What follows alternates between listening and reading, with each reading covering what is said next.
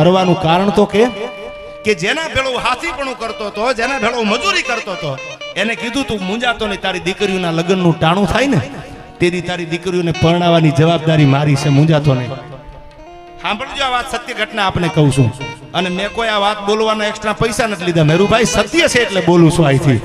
અને તેથી એમ કીધું કે મરવાનું કારણ કે મારી દીકરીઓ જુવાન થઈ ગઈ, એને પરણાવી છે ને લગ્ન કરવા છે. અને હવે જે શેઠને ત્યાં જે ખેડૂતને કામ કરતો તો હાથીપણું કરતો એ રૂપિયા દેવાની ના પાડે છે. અને હવે દીકરીઓના પીળા હાથ કરવા છે, હું પૈસા ક્યાંથી લાવું? હવે તો મરવા સિવાય બીજો રસ્તો નથી, કારણ કે આબરૂ વાલી હોય ને એને મરવું જરૂરી છે.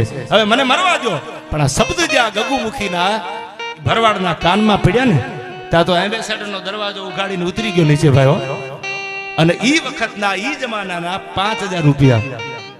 તેથી વીઘા જમીનના શું ભાવ છે તમે નક્કી કરી લીધો. વર્ષો પહેલાની વાત કરું. તેથી પોતાના લાકડા કાટમાળ મકાનનો લેવા માટે ઈ જે માણા ફલેરાની બજારમાં નીકળ્યા, ઈ ભરવાડનો દીકરો ઉતરી અને ખીચામાંથી 5000 કાઢી અને જમણા હાથનું કાંડું પકડીને હાથમાં પૈસા મૂકી દીધા કે લે આ 5000 પરણાવી દે તારી દીકરીઓના ગગુમુખી. આજ નહીં તો કાલ, કાલ નહીં તો 100 મહિના પછી મકાનને માળશે, ખોરડા પછી થશે, પેલા તારી આબરૂ હાજવી લે.